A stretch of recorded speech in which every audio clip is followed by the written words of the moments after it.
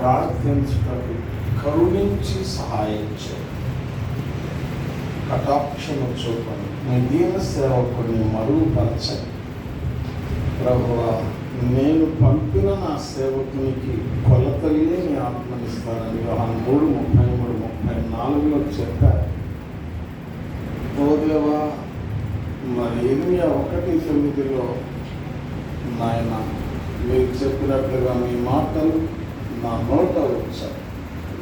చేరి వచ్చిన మీ దాసులకు నాకు మేలు కలిగినప్పుడు సహాయం చేయండి. ఉత్తముగా యోగ్యముగా మమతించుకొని ప్రార్థించుకొని సిద్ధపరచడం.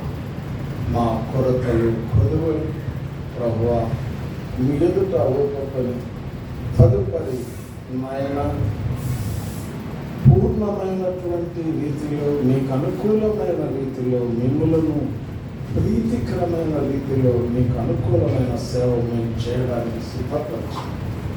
వచ్చిన వారిని బట్టి ఒకవేళ ఎవరైనా ఏదైనా వారికి ఉన్న పరిస్థితులు తీవ్రతను బట్టి రాలేకపోతే క్షమించండి.